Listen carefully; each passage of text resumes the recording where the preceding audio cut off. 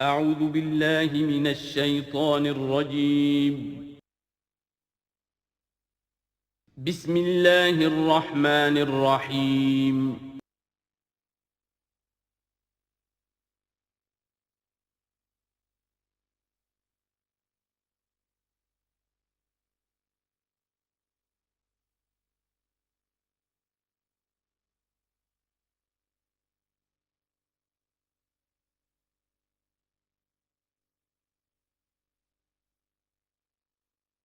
اعوذ باللہ من الشیطان الرجیم بسم اللہ الرحمن الرحیم الذین ينفقون اموالهم باللیل والنہار سرا وعلانیۃ فلہم اجرہم عند ربہم ولا خوف علیہم ولا هم یحزنون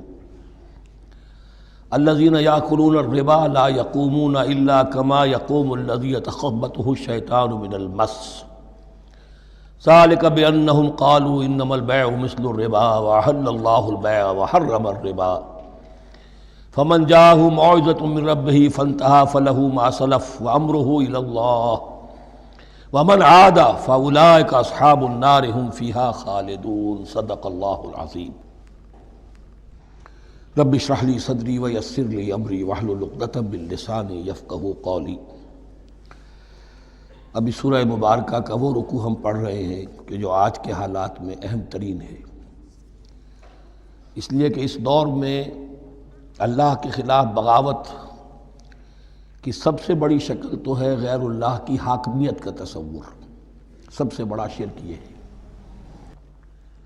نفسیاتی اعتبار سے سب سے بڑا شرک، مادے پر توکل، بتوں سے تجھ کو امید خدا سے نو امیدی، مجھے بتا تو صحیح اور کافری کیا ہے۔ لیکن یہ نفسیاتی اور داخلی بات ہے۔ خارجی اور واقعاتی دنیا میں سب سے بڑا شرک اس وقت وہ غیر اللہ کی حاکمیت، جو اب عوامی شکل اختیار کر گئی، عوامی حاکمیت۔ اور اس کے بعد اس وقت کے گناہوں میں، بدعملی میں سب سے بڑا فساد جو ہے وہ سود کی بنیاد پر ہے۔ سب سے بڑا فتنہ، سب سے بڑا فساد دنیا میں جو اس وقت سب سے بڑی شیطنت ہے، جو یہودیوں کے ذریعے سے پورے گلوب کو اپنی گرفت میں لینے کے لیے بےتاب ہے، وہ یہی ہے جو سود کا ہتھ کنڈا ہے، اس کی حرمت۔ یہاں ایک سوال میرے ذہن میں کبھی کبھی پیدا ہوتا تھا کہ یہ جو پہلی آیت ہے اس کا تعلق تو انفاق فی سبیل اللہ کے ساتھ ہے، اسے پچھلے رکوع کے ساتھ شامل ہونا چاہیے تھا، لیکن بعد میں یہ حقیقت مجھ پر منکشف ہوئی کہ بڑی حکمت کے ساتھ اس آیت کو اس رکوع کے ساتھ شامل کیا گیا ہے۔ وہ حکمت میں بعد میں بیان کروں گا۔ الذین ينفقون اموالهم باللیل والنہار، وہ لوگ کہ جو اپنا مال خرچ کرتے رہتے ہیں رات کو بھی دن میں بھی، سرم وعلانیتاً، خفیہ طور پر بھی اعلانیہ بھی، صدقات واجبہ اعلانیہ، صدقات نافلہ خفیہ، انفاق فی سبیل اللہ خفیہ۔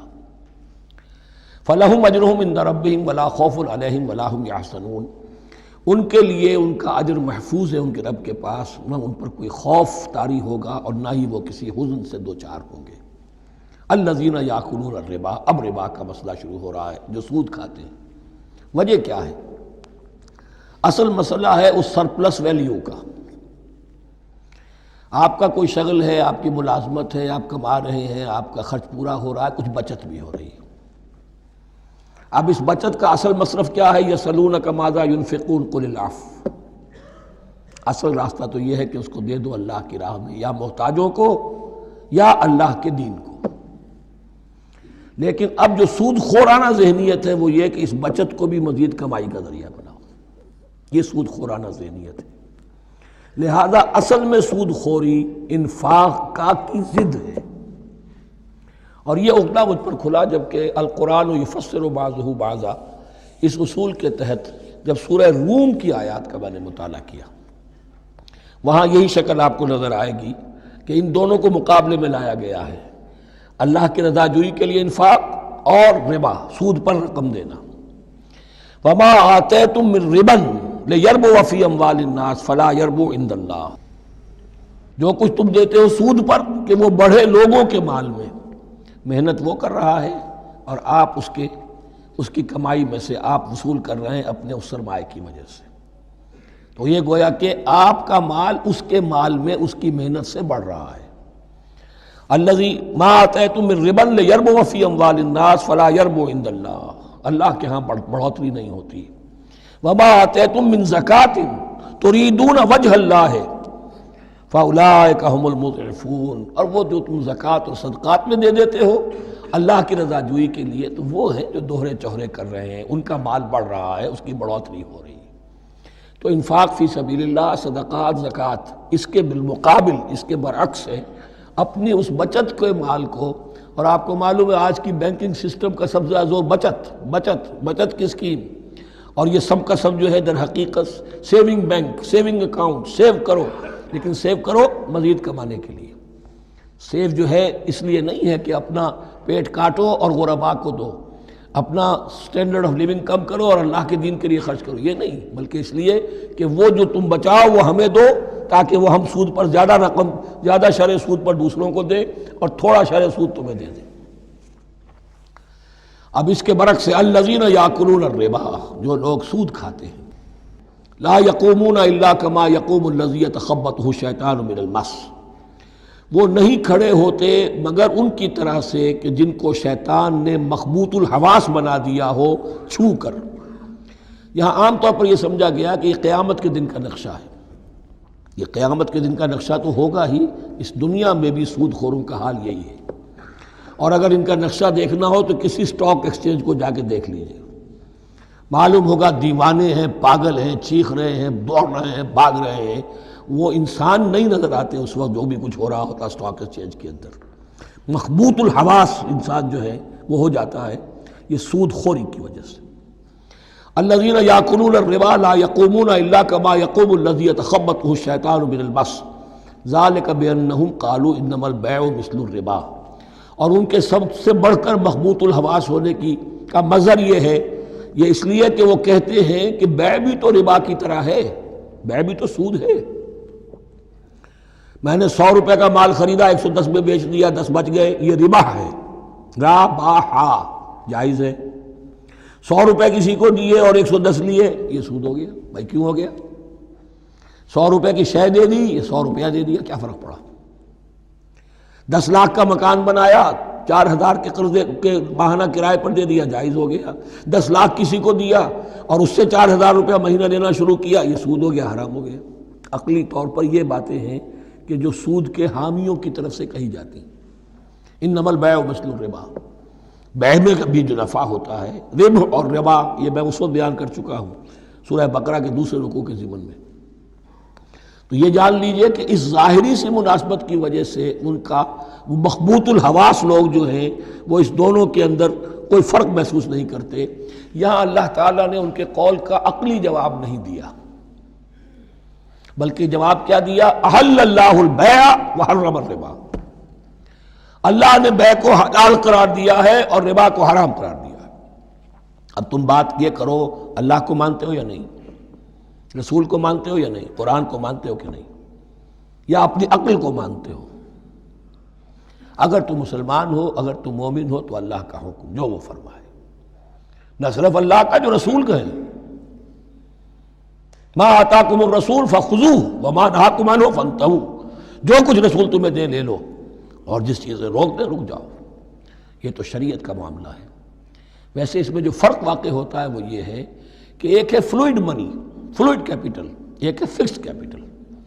مکان 10 لاکھ کا ہے، لیکن مکان سے جو شخص رہ رہا فائدہ کیا اٹھائے گا؟ 1 مہینے رہے گا نا، بس اس کا بدل آپ نے لے لیا. 10 لاکھ روپے کسی کو نقد دے دیے، وہ کسی کام میں لگائے گا، 12 لاکھ بھی بن سکتے ہیں، 15 بھی لگ سکتے ہیں، 8 بھی رہ سکتے ہیں. اس میں آپ نے فکسڈ اگر لیا تو یہ حرام ہے. ان دونوں میں اگرچہ عام طور پہ کہا جائے گا یہ بھی کیپٹل ہے وہ بھی کیپٹل ہے، مکان بھی تو سرمایہ کی ایک شکل ہے، لیکن یہ فکسڈ کیپٹل ہے، اس کی شکل بدل نہیں رہی ہے. اس مکان میں تو ایک شخص رہ جائے گا، سکنا ہوگا، اس کی رہائش ہے، یا آپ کہیں گے اس کی ویئر اینڈ ٹیئر ہے تو اس کا آپ نے بدل لے لیا، بس ختم. لیکن وہ جائے گا، وہ مکان آپ کے لیے رہ جائے گا. لیکن یہ کہ 10 لاکھ جس کو دیا نقد، وہ کاروبار کرے گا، کچھ اور کہیں لگائے گا، اس کے اندر اضافہ بھی ہو سکتا ہے، کمی بھی ہو سکتی ہے. اس میں پھر فکسڈ پروفٹ لینا یہ ہے حرام، اور ان دونوں میں کوئی مناسبت نہیں.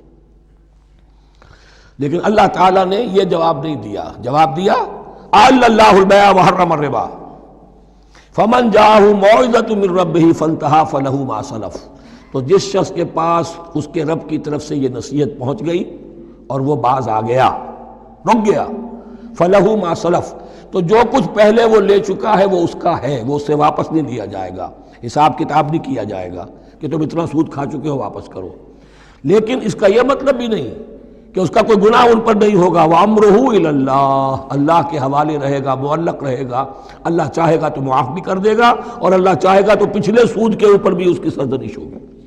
أَمْرُهُ إِلَى اللَّهِ وَمَنْ عَادَ، لیکن اس نصیحت کے آنے کے بعد بھی جس نے دوبارہ یہ حرکت کی فَأُولَٰئِكَ أَصْحَابُ النَّارِ هُمْ فِيهَا خَالِدُونَ، تو یہ جہنمی ہے اور اس میں ہمیشہ ہمیشہ رہیں گے۔ يَمْحَقُ اللَّهُ الرِّبَا وَيُرْبِي الصَّدَقَاتِ، اللہ تعالیٰ ربا کو مٹاتا ہے، دباتا ہے۔ اور ہمارے زمانے میں شیخ محمود احمد مرحوم نے ایک کتاب لکھی ہے مین اینڈ منی، اس میں ثابت کیا ہے جہاں جو یہ سود کا معاملہ چلتا ہے تین چیزیں ساتھ ساتھ بڑھتی چلی جاتی ہیں، جتنا سود بڑھے گا ان امپلائمنٹ بڑھے گی، انفلیشن بڑھے گی، نتیجے میں انٹرسٹ ریٹ بڑھے گا، جیسے انٹرسٹ ریٹ بڑھے گا ان امپلائمنٹ مزید ہوگی، انفلیشن زیادہ ہوگی، اس سے وشس سرکل، اور اسی کے نتیجے میں تباہی ہو جاتی ہے، چھپی رہتی ہے وہ تباہی۔ وہ تو ایک ہی وقت میں بینک کرپٹ ہوگا، کوئی بینک، بڑے بڑے بینک جو ہیں دیوالے نکلیں گے، ابھی جو کوریا کا حشر ہو رہا ہے اور جو اس سے پہلے روس کا ہو چکا ہے، یہ سارا جو ہے یہ یوں سمجھیے شیش محل کی طرح ہے، اس میں تو ایک پتھر پڑے گا تو ٹکڑے ہو جائیں گے۔ وَمَنْ عَادَ فَأُولَٰئِكَ أَصْحَابُ النَّارِ هُمْ فِيهَا خَالِدُونَ يَمْحَقُ اللَّهُ الرِّبَا وَيُرْبِي الصَّدَقَاتِ، اللہ تعالیٰ پالتا ہے، صدقات کو پالتا ہے، بڑھاتا ہے اللہ کے ہاں۔ وہ آیت میں سنا چکا ہوں آپ کو، سورہ روم کی 39ویں آیت ہے یہ، وَمَا آتَيْتُم مِّن رِّبًا لِّيَرْبُوَ فِي أَمْوَالِ النَّاسِ فَلَا يَرْبُو عِندَ اللَّهِ وَمَا آتَيْتُم مِّن زَكَاةٍ تُرِيدُونَ وَجْهَ اللَّهِ فَأُولَٰئِكَ هُمُ الْمُضْعِفُونَ وَاللَّهُ لَا يُحِبُّ كُلَّ كَفَّارٍ أَثِيمٍ، اور اللہ کو ہرگز پسند نہیں ہے وہ سب کہ جو ناشکرے ہیں اور گناہگار ہیں۔ ان الذين آمنوا وعملوا الصالحات واقاموا الصلاة وآتوا الزكاة لهم اجرهم عند ربهم ولا خوف عليهم ولا هم يحزنون، ہاں جو لوگ ایمان لائیں اور نیک عمل کریں، نیک عمل میں ظاہر بات ہے جو شے حرام ہے اس کا چھوڑ دینا بھی لازم ہے، اور نماز قائم رکھیں، زکوٰۃ ادا کریں، ان کے لیے ان کا اجر محفوظ ہے ان کے رب کے پاس، ولا خوف علیہم ولا هم يحزنون۔ یا ایھا الذین آمنوا اتقوا اللہ وذروا ما بقی من الربا، اے ایمان والو اللہ کا تقوی اختیار کرو اور چھوڑ دو جو رہ گیا ہے سود میں سے۔ آج فیصلہ کر لو کہ جو بھی کچھ تم نے کسی کو قرض دیا تھا اب اس کا سود چھوڑو۔ یا ایھا الذین آمنوا اتقوا اللہ وذروا ما بقی من الربا ان کنتم مؤمنین، اگر تم مومن ہو، فإن لم تفعلوا، اور اگر تم نے ایسا نہ کیا، باز نہ آئے، فاذنوا، تو کان کھول کر سن لو، بحرب من اللہ ورسولہ، اللہ اور اس کے رسول کی طرف سے اعلان جنگ، یہ الٹیمیٹم ہے اگر باز نہیں آتے سود سے۔ دیکھیے کسی اور گناہ پر یہ بات نہیں آئی، اللہ اور اس کے رسول کی طرف سے اعلان جنگ۔ وَإِن تُبْتُمْ فَلَكُمْ رُءُوسُ أَمْوَالِكُمْ، اگر تم توبہ کرو تو تمہارے جو اصل راس المال ہیں وہ تمہیں لوٹا دیے جائیں گے۔ سود چھوڑ دو، راس المال واپس لے لو۔ لا تظلمون ولا تظلمون، نہ تم ظلم کرو سود لے کر اور نہ تم پر ظلم کیا جائے کہ تمہارا راس المال بھی دبا دیا جائے۔ لا تظلمون ولا تظلمون وَإِن كَانَ ذُو عُسْرَةٍ، اور اگر تمہارا جو مقروض ہے وہ تنگی میں ہے، وہ تنگ دستی میں ہے، فَنَظِرَةٌ إِلَىٰ مَيْسَرَةٍ، تو انہیں انتظار کرو، پھر اسے مہلت دو کہ اس کے ہاں کشادگی پیدا ہو جائے، آسانی سے وہ آپ کی رقم، آپ کا قرض واپس کر سکے۔ لیکن اس سے بھی آگے وَأَن تَصَدَّقُوا خَيْرٌ لَكُمْ، تم صدقہ ہی کر دو، تمہارا بھائی غریب تھا، اس کو تم نے قرض دیا تھا، کچھ سود لے کر کھا بھی چکے ہو، اب جو ہے سود، اب تو باقی سود کو تو چھوڑا ہی ہے، اگر وہ راس المال بھی بخش دو اس کو، یہ انفاق ہو جائے گا، یہ قرض حسنہ اللہ کو ہو جائے گا، یہ تمہارا جو ہے ذخیرہ آخرت بن جائے گا۔ تو یوں سمجھیے کہ جو بھی جو ہے جس کو سرپلس ویلیو میں نے کہا تھا اسلامی معیشت کے اندر، جو بچت ہے آپ کی، اس بچت کا سب سے اونچا مصرف کیا ہے؟ صدقہ دے دو، انفاق کر دو۔ اس سے کم تر کیا ہے؟ قرض حسنہ، قرض دے دو کسی کو تاکہ وہ اپنی ضرورت چلا لے، اس کا کاروبار رکا ہوا تھا وہ چل پڑے گا اور تمہیں پھر وہ اپنی اصل رقم واپس کر دے گا. یہ قرض حسنہ اس سے کم تر درجہ ہے. تیسرا درجہ ایک اور بھی ہے جو جائز تو ہے مکروہ، پسندیدہ نہیں ہے. تم زیادہ ہی خسیس ہو، چلو مزاربت پر دے دو، اور مزاربت یہ ہے کہ رقم تمہاری کام وہ کرے گا. اگر بچت ہو جائے تو تم بھی لے لینا، اگر نقصان ہو جائے تو کوئی تاوان نہیں لے سکتے اس سے. یہ ہے مزاربت. اس کے بعد اگر تم کہو کہ میں دے رہا ہوں، مجھے اتنے پرسنٹ تو بہرحال تم نے دینا ہی دینا ہے، اس سے بڑھ کر حرام شے کوئی نہیں.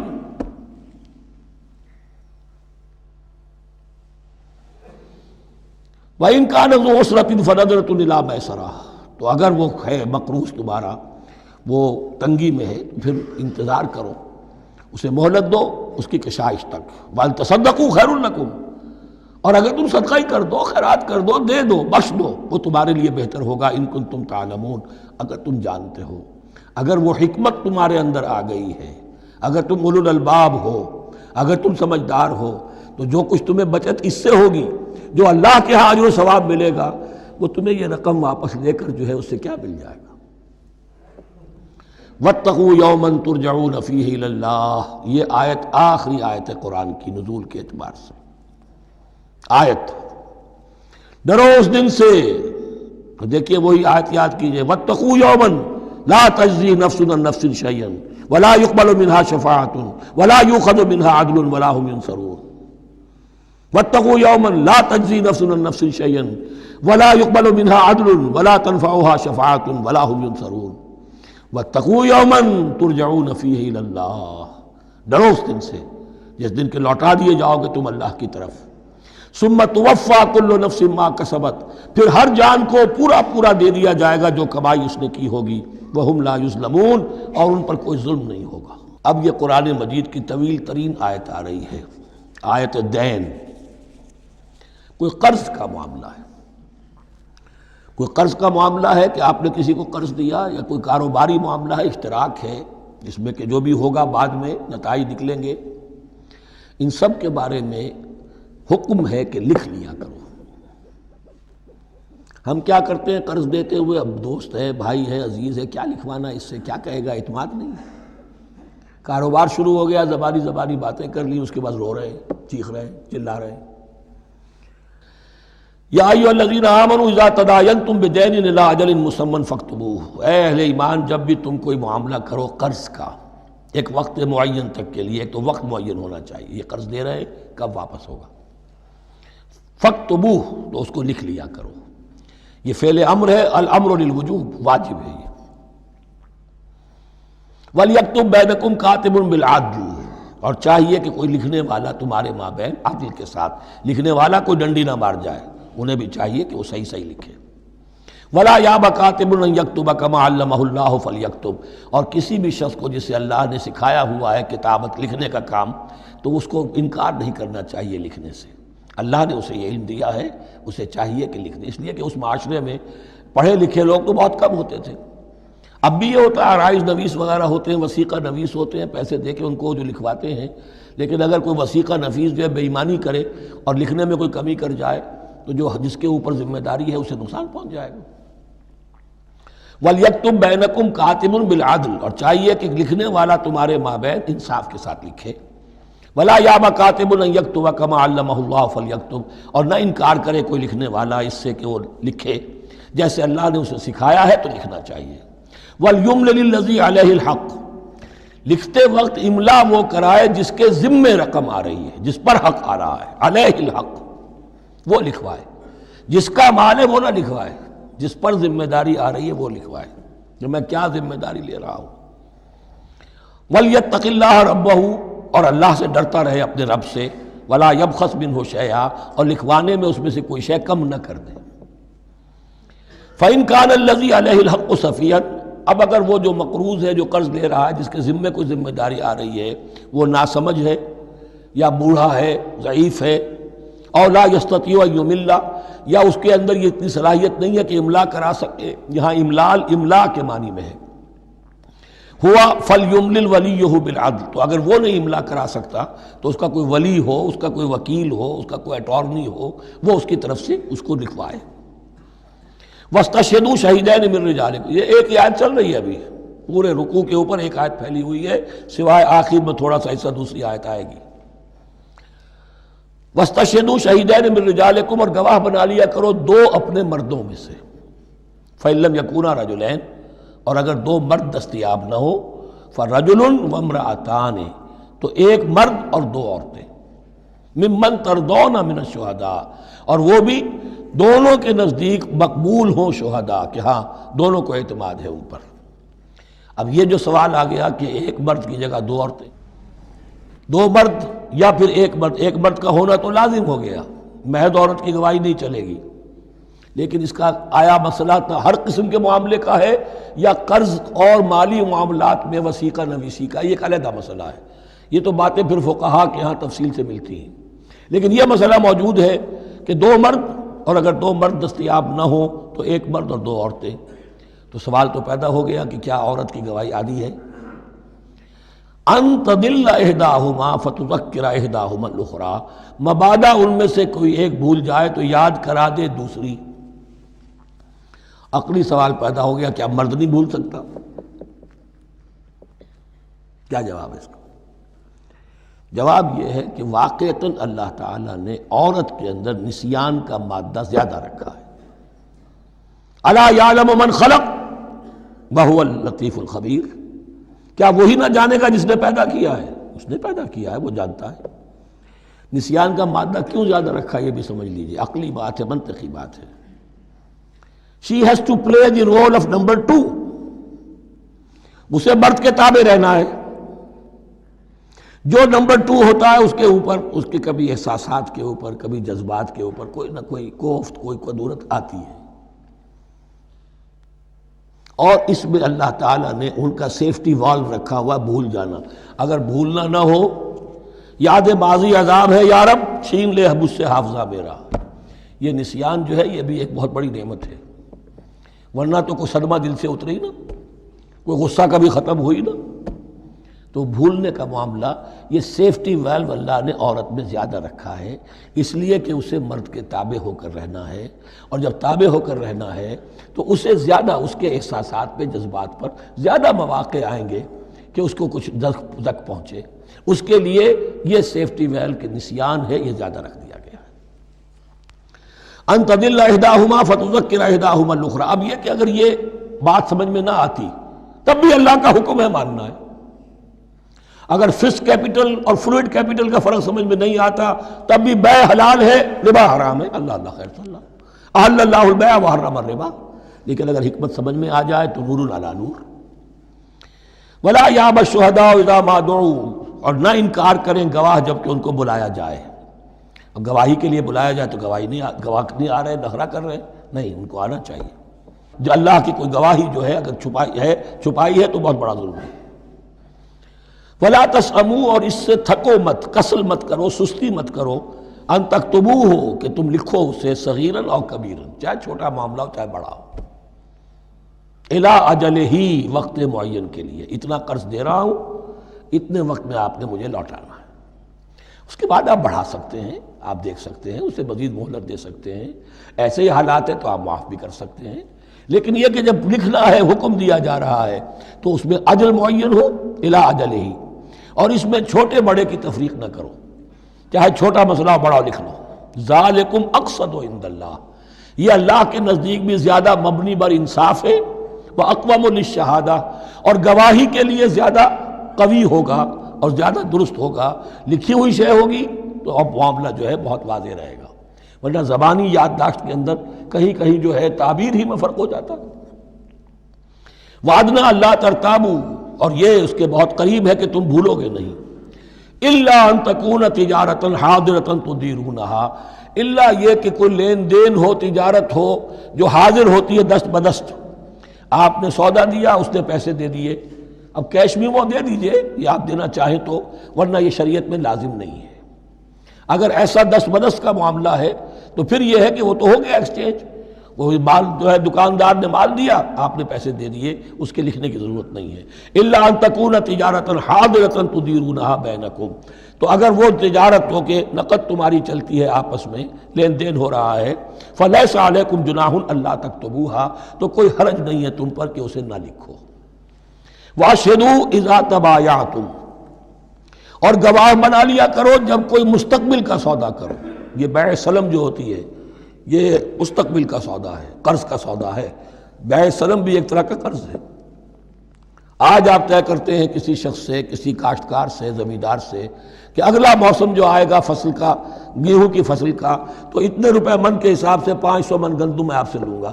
یہ بیع سلم کہلاتی ہے، اور اس میں لازم ہے کہ پوری قیمت ابھی ادا کر دیں۔ لیکن اس میں بھی کہ اس وقت آپ کو اتنی گندم دینی ہے، اس کو لکھوا لو اور اس پر 2 گواہ بنا لو۔ واشہدوا اذا تبایعتم ولا یضار کاتب ولا شہید، اور نہ نقصان پہنچایا جائے کسی لکھنے والے کو یا گواہ کو، اور نہ نقصان پہنچائے کوئی لکھنے والا یا گواہ۔ یہ یضار دونوں کے لیے آ جائے گا، یہ معروف بھی ہے اور مجرور بھی ہے۔ نہ ضرر پہنچایا جائے اور نہ ضرر پہنچائے، نہ کوئی کاتب اور نہ کوئی شہید گواہ۔ وَإِن تَفْعَلُوا، اگر تم ایسا کرو گے، نقصان پہنچاؤ گے، فَإِنَّهُ فُسُوقٌ بِكُمْ، تو یہ تمہارے لیے بہت بڑے گناہ کی بات ہوگی۔ وَاتَّقُوا اللَّهَ، اللہ سے ڈرو، وَيُعَلِّمُكُمُ اللَّهُ، اللہ تمہیں تعلیم دے رہا ہے، وَاللَّهُ بِكُلِّ شَيْءٍ عَلِيمٌ، اللہ ہر چیز کا علم رکھنے والا ہے۔ یہ ایک آیت ہوئی ہے، آخری پارے کی میرا خیال 4 5 6 صورتیں جمع کر لیں تو جا کر ہی ایک آیت کا حجم برابر ہوگا۔ جو میں نے کہا تھا کہ آیات کی تعیین توقیفی ہے، یہ ہمارے حساب کتاب سے، گرامر سے، منطق سے، علم بیان سے کسی سے کوئی تعلق نہیں اس کا۔ وَإِن كُنتُمْ عَلَىٰ سَفَرٍ، اور اگر تم سفر پر ہو، وَلَمْ تَجِدُوا كَاتِبًا، اب وہاں کوئی لین دین کا معاملہ ہو گیا، قرض کا ہو گیا، کاتب کوئی ہے نہیں، فَرِحَانٌ مَقْبُوضَةٌ، تو کوئی گروی شے رکھ لو قبضے میں، فلاں شے آپ کے قبضے میں رہے گی، آپ اتنے پیسے مجھے دے دیجئے، میں جب یہ واپس کر دوں گا اپنی چیزیں آپ میری چیز مجھے لوٹا دیجیے گا۔ یہ رہن ہے مقبوضہ، لیکن رہن سے کوئی فائدہ اٹھانے کی اجازت نہیں، وہ سود ہو جائے گا۔ اگر مکان رہن رکھا گیا ہے، قبضہ تو ہوگا اس کا، لیکن یہ کہ وہ اس کا کرایہ نہیں لے سکتا، کرایہ مالک کو جائے گا، اس سے کوئی استفادہ نہیں کر سکتا اس مال سے۔ رہان مقبوضہ۔ فَإِنْ أَمِنَ بَعْضُكُمْ بَعْضًا، پھر اگر کوئی شخص اب اطمینان کرتا ہے اور اعتبار کرتا ہے تم میں سے بعض کسی بعض کا، فَلْيُؤَدِّ الَّذِي اؤْتُمِنَ أَمَانَتَهُ، تو اب چاہیے اس شخص کو کہ جس کے اوپر یہ امانت آئی ہے، اگرچہ اس کے پاس رہن دینے کو کچھ نہیں تھا، یا یہ کہ دوسرے بھائی نے اس پر اعتماد کیا اور اس کی وجہ سے کوئی شے رہن نہیں لی، تو اب اس سے کوئی غلط فائدہ نہ اٹھائے، وہ گویا کہ اس کے پاس جو اس نے قرض لیا امانت ہے، اس کے پاس وہ امین بنایا گیا ہے۔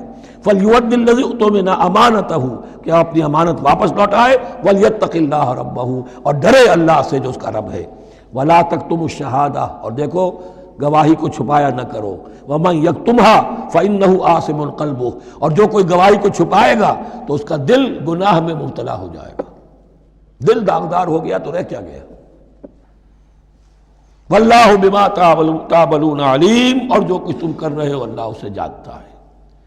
اللہ کے فضل و کرم سے آخری رکوع پر ہم پہنچ گئے، اور یہ بڑا ایک یوں سمجھئے 3 آیتوں پر مشتمل رکوع ہے، جیسے کہ وہ رکوع جو ہم نے پڑھا تھا جس میں آیت الکرسی 4 آیتیں ہیں وہ، اور یوں کہا جا سکتا ہے کہ یہ 2 رکوع ایک دوسرے کے بالکل بالمقابل ہیں اپنی عظمت میں اور مقام میں۔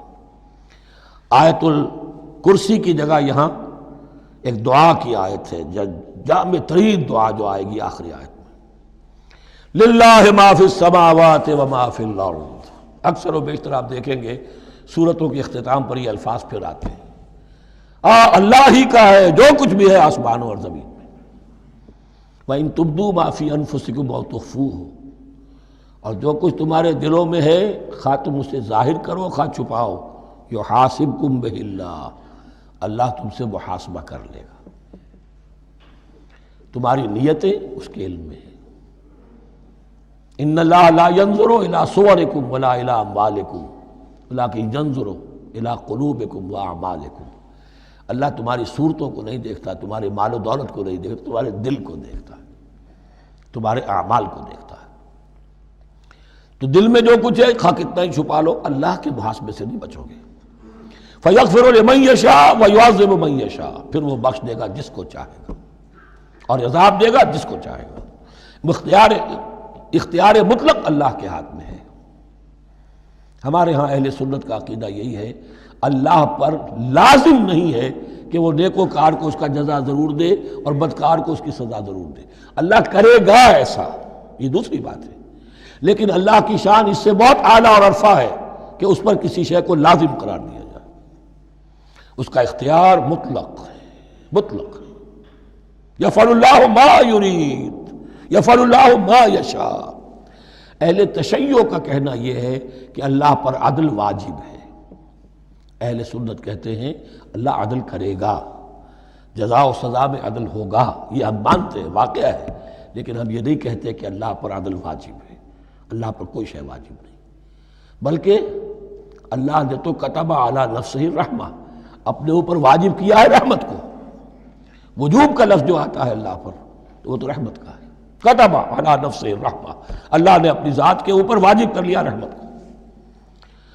واللہ علی کل شیء قدیر، اور اللہ ہر چیز کی قدرت رکھتا ہے۔ آمن الرسول بما انزل الیہ من ربہ والمؤمنون، ایمان لائے رسول صلی اللہ علیہ وسلم اس چیز پر کہ جو نازل کی گئی ان کی جانب ان کے رب کی طرف سے۔ غور طلب بات ہے، یہ بڑا باریک نکتہ ہے۔ نبی پر جب وحی آئی ہے کیسے پہچان لیا کہ یہ بدروح نہیں ہے، یہ جبرائیل ہے؟ آخر کوئی اشتباہ بھی تو ہو سکتا تھا، پہلا تجربہ تھا، اس سے پہلے نہ آپ نے کہانت سیکھی، نہ آپ نے کوئی اور اس طرح کی نفسیاتی ایکسرسائزز کی، آپ تو کاروباری آدمی تھے، ایک بہت ہی بھرپور زندگی گزار رہے ہیں، اہل و عیال والے ہیں، کاروبار کر رہے ہیں، ہائی ایسٹ لیول کا کاروبار ہے، تو فطرت جو ہے وہ پہچانتی ہے۔ نبی کی فطرت وہ اتنی پاک اور صاف ہوتی ہے کہ اس کے اوپر کوئی بدروح کا کوئی اثر ہو ہی نہیں سکتا۔ بہرحال ہمارے لیے بڑی تسکین کی بات ہے کہ اللہ تعالیٰ نے رسول کے ایمان کے تذکرے کے ساتھ ہمارے ایمان کا تذکرہ کیا۔ آمن الرسول بما انزل الیہ من ربہ والمؤمنون، ایمان لائے رسول صلی اللہ علیہ وسلم اس چیز پر جو نازل کی گئی ان کی جانب ان کے رب کی طرف سے، اور ایمان لائے صاحب ایمان۔ اللہم ربنا اجعلنا منہم، اللہم ربنا اجعلنا منہم۔ کل آمن باللہ وملائکتہ وکتبہ ورسلہ، یہ دوسرا مقام ہے سورہ بقرہ کے اندر جس میں ایمان کے جو اجزاء ہیں ان کو گنا گیا ہے۔ کچھ یاد ہے آیت البر؟ لیس البر ان تولوا وجوہکم قبل المشرق والمغرب ولکن البر من آمن باللہ والیوم الآخر والملائکۃ والکتاب والنبیین۔ یہاں بھی اسی طرح ہے، کل آمن باللہ وملائکتہ وکتبہ ورسلہ لا نفرق بین احد من رسلہ۔ اور یہ تیسری مرتبہ بات آ گئی ہے کہ رسولوں کے درمیان کوئی تفریق نہیں کی جائے گی۔ کہاں؟ پہلے تو آیا تھا 16ویں رکوع میں، لا نفرق بین احد منہم ونحن له مسلمون، اور اس سے بھی پہلے آیا تھا والذین یؤمنون بما انزل الیک وما انزل من قبلک، وہ لوگ جو ایمان رکھتے ہیں اس پر بھی جو ہے نبی آپ پر نازل کیا گیا اور اس پر بھی جو آپ سے پہلے نازل کیا گیا۔ لا نفرق بین احد من رسلہ، ہم اس کے رسولوں میں سے کسی کے مابین کوئی تفریق نہیں کرتے۔ تفضیل اسی صورت میں ثابت ہے، تلک الرسل فضلنا بعضهم علی بعض منهم من کلم اللہ ورفع بعضهم درجات وقالوا سمعنا واطعنا، وہی بات کہ جو کہی گئی تھی جب ان سے کہا گیا تھا واسمعوا، کیا کہا تھا انہوں نے؟ سمعنا وعصینا، سمعنا واطعنا، وہ کہتے ہیں ہم نے سنا اور مانا۔ غفرانک ربنا، ہماری درخواست ہے پروردگار، تیری بخشش مانگتے ہیں۔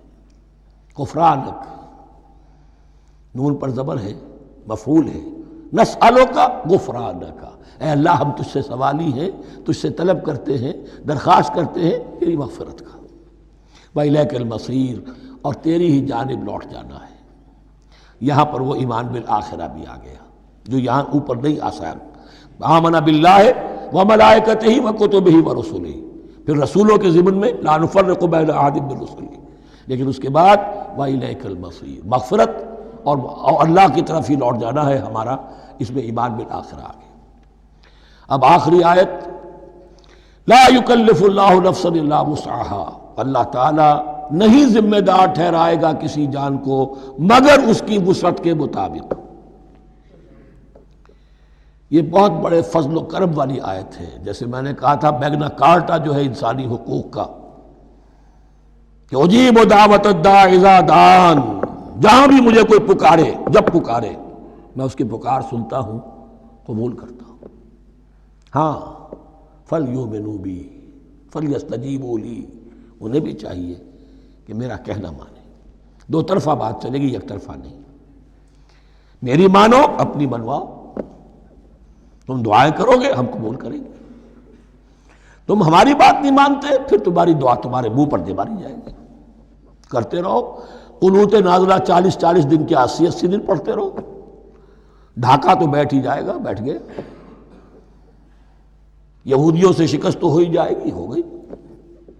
کرتے رہو، حرمین میں پڑھتے رہو قنوت نازلہ، مکے میں پڑھو، مدینے میں پڑھو، پوری دنیا میں پڑھو۔ اللہ کو پیٹھ دکھائی ہوئی ہے، اس کے دین کو پاؤں تلے روندا ہوا ہے، اللہ کے باغیوں سے دوستی ہے، کسی نے قبلہ ماسکو کو بنایا تھا اور کسی نے واشنگٹن کو بنایا تھا، تمہاری دعائیں کیسے قبول ہوں؟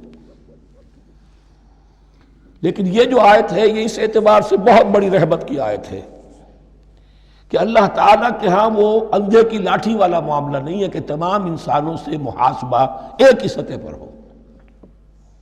اللہ جانتا ہے کس کی کتنی وسعت ہے، اور وسعت کن چیزوں سے بنتی ہے۔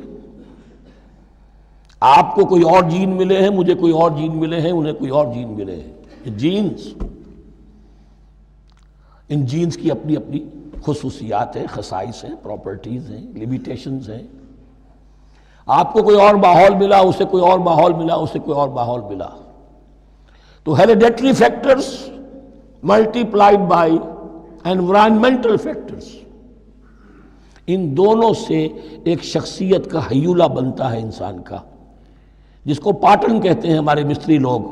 جب لوہے کا کوئی شے جو ہے ڈھالنی ہے تو اس کے لیے پہلے مٹی کا یا لکڑی کا ایک پیٹرن بناتے ہیں، انگریزی میں پیٹرن ہے، وہ پیٹرن کہتے ہیں ہمارے مستری لوگ۔ اب آپ لوہا جو ہے اس کو جب اسے کر لیں گے، مائع بنا لیں گے، گلا لیں گے، پھر اس میں ڈالیں گے، وہی شکل ہو جائے گی۔ یہ شاکلہ ہے ہر انسان کا جو بن جاتا ہے۔ قُلْ كُلٌّ يَعْمَلُ عَلَى شَاكِلَتِهِ فَرَبُّكُمْ أَعْلَمُ بِمَنْ هُوَ أَهْدَىٰ سَبِيلًا، اس شاکلہ کے اندر آپ کو محنت کرنی ہے۔ اللہ جانتا ہے کس کا شاکلہ وسیع تھا، کس کا شاکلہ تنگ تھا، کس کے جینز اعلیٰ تھے، کس کے جینز ادنا تھے، کس کے ہاں ذہانت زیادہ تھی، کس کے ہاں جسمانی قوت زیادہ تھی۔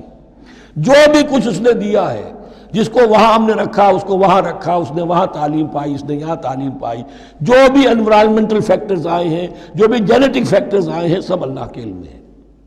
ان سب کو ملحوظ رکھ کے اللہ حساب لے گا۔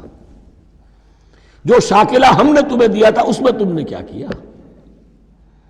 ایک شخص کے اندر فرض کیجئے استعداد ہی ہے 20 درجے کی استعداد ہے، اس نے فرض کیجئے 18 درجے کام کر دیا، کامیاب ہو گیا۔ کسی میں استعداد 100 درجے کی تھی، اس نے 50 درجے کیا، ناکام ہو گیا۔ حالانکہ کمیت کے اعتبار سے 50 درجے زیادہ ہے 18 درجے سے، لیکن یہ 18 درجے کا کام وہ کر رہا ہے جس کے اندر استطاعت تھی ہی 20 کی، یا 18 ہی کی تھی، اس نے پوری کر دی۔ اور 50 درجے والا وہ جس کو اللہ نے دے رکھی تھی 1000 کی استطاعت، اس کا وہ 50 بیکار ہو گیا۔ تو اللہ تعالیٰ کا محاسبہ جو ہے انڈیویجول ہے، اس لیے فرمایا گیا کلہم آتی ہے یوم القیامت فردا، ان میں سب لوگ اس دن قیامت کے دن سب آئیں گے اکیلے اکیلے، تنہا تنہا، ہر ایک کا حساب ہوگا وہاں، اور ہر ایک کا حساب ہوگا لا یکلف اللہ نفسا الا وسعہا، اللہ ذمہ دار نہیں ٹھہرائے گا کسی بھی جان کو مگر اس کی وسعت کے مطابق۔ البتہ اس کا اب ایک ریورس ہے، ہوتا کیا ہے ہم سمجھتے ہیں دنیا میں تو بھاگ دوڑ کر رہے ہیں اور دین اجی ہمارے اندر تو استطاعت دین کے کام کی صلاحیت ہی نہیں ہے۔ دنیا میں دیکھیں بڑے کامیاب تیزی کے ساتھ دوڑ رہے ہیں، کامیاب پر کامیاب۔ دین ہمارے اندر تو استطاعت نہیں ہے، استعداد ہی نہیں ہے، کیا کریں؟ یہ دھوکہ ہے، سیلف ڈسیپشن ہے۔ استعداد اور استطاعت کے بغیر اور صلاحیت اور ذہانت کے بغیر دنیا میں بھی آپ کما نہیں سکتے، محنت نہیں کر سکتے، کوئی نتائج حاصل نہیں کر سکتے۔ یہ دھوکہ اپنے آپ کو نہ دیجئے۔ یہ ہے جو کچھ کر سکتے ہو کیجئے، کھودیے اپنی شخصیت کو، کھود کر جو نکال سکتے ہو نکال دیجئے۔ ہاں آپ نکال سکیں گے اتنا ہی جتنا آپ کے اندر ودیت ہے، زیادہ کہاں سے لے آئیں گے؟ اور اللہ نے کس میں کیا ودیت کیا ہے وہ جانتا ہے۔ اس کا حساب لینا جو ہے، محاسبہ، وہ اس پر ہے کہ جو اس نے تمہیں دیا ہے۔ لا، اور یہ مضمون قرآن مجید میں 5 مرتبہ آیا ہے بہت اہمیت کے ساتھ۔ لا یکلف اللہ نفسا الا وسعها لها ما کسبت وعلیہا ما اکتسبت۔ اسی جان کے لیے ہے جو اس نے کمایا، اور اس کے اوپر وبال بنے گا جو اس نے برائی کمائی۔ لیکن لام اور علا، لہا ما کسبت، جو بھی اس نے نیکی کمائی اس کے حق میں ہے، اس کے لیے ہے، اس کا اجر ملے گا، ثواب ملے گا، اور جو بدی کمائی وہ اس پر وبال بنے گا، اسی کے لیے اس کو سزا ملے گی، اسی کے حوالے سے۔ اب وہ آخری دعا آ گئی، جامع ترین اور عظیم ترین دعا ہے قرآن مجید کی۔ ربنا لا تؤاخذنا ان نسینا او اخطانا۔ اہل ایمان کے راستے پر، عمل صالح کے راستے پر مقدور بھر، امکان بھر اپنی شخصیت کے کونوں کھدروں میں سے بھی نکال کر، اپنی ریزیڈول انرجیز کو بھی نکال کر اللہ کی راہ میں لگا دیں۔ لیکن اس کے بعد بھی کوئی غرہ نہ ہو، کوئی غرور نہ ہو، کوئی اپنی محنت پر، اپنی نیکی پر، اپنی کمائی پر، اپنے کارناموں پر کہیں انسان دھوکہ نہ کھا جائے۔ کیفیت کیا رہنی چاہیے؟ وہ یہ ہے تواضع، عجز، انکساری۔ ربنا لا تؤاخذنا ان نسینا او اخطانا۔ اے رب ہمارے، ہم سے مواخذہ نہ کیجو اگر ہم بھول جائیں یا ہم سے خطا ہو جائے۔ نسیان بھی ہے، الانسان مرکب من الخطاء والنسیان۔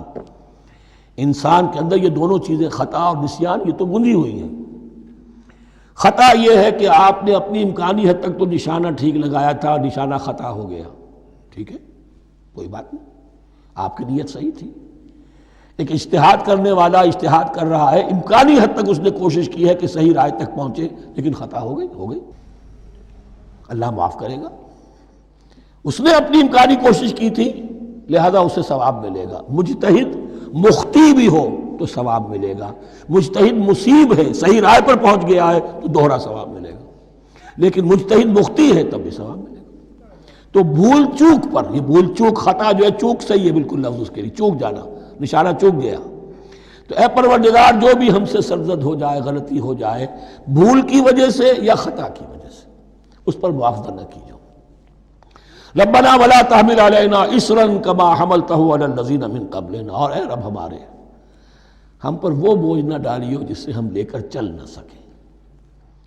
دیکھیے ایک حمل ہوتا ہے جس سے حمال کا لفظ بنا ہے، جس کو لے کر انسان چلتا ہے۔ حمال اس بوری کو یا بوجھ کو اٹھا کر چل رہا ہے، جو آپ کی طاقت میں ہے اور جس سے لے کر آپ چل سکیں، وہ ہے حمل۔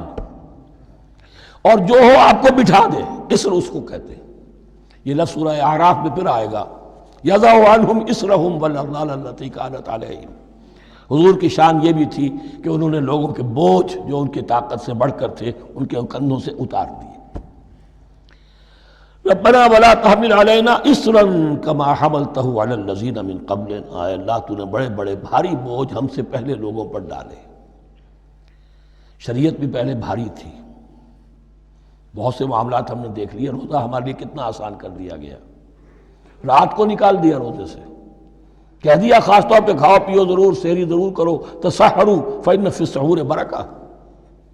کتنی آسانی ہے۔ رات میں تعلق زن و شو کی اجازت ہے، وہاں ان کے روزے میں چپ بھی تھا، چپ بھی رہو، نہ کھاؤ نہ پیو، نہ تعلق زن و شو، نہ گفتگو، تو آسانی کی ہے۔ ان کے ہاں یوم سبت کا حکم تھا اتنا سخت، کوئی کام نہیں کرو گے۔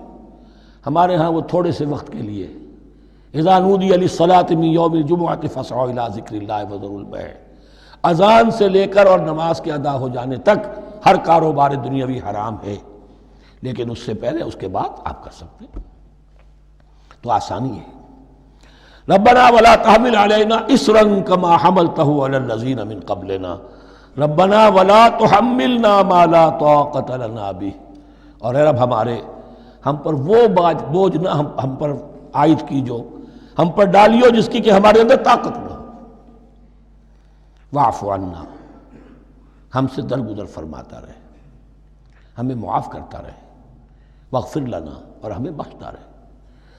مغفرت کا لفظ جو ہے اس کو سمجھ لیجئے ڈھانپنا۔ مغفر کہتے ہیں خود کو، جو ہیلمٹ پہنا ہوتا ہے تاکہ گولی جو ہے وہ سر پہ لگے تو یہ آپ کو بچا لے۔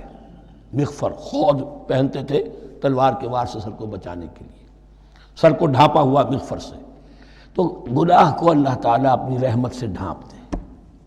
واغفر لنا، ہماری خطاؤں کی پردہ پوشی فرما دے۔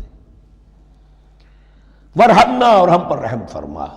انت مولانا، تو ہمارا مولا ہے، والی ہے، ہمارا پشت پناہ ہے، مددگار ہے۔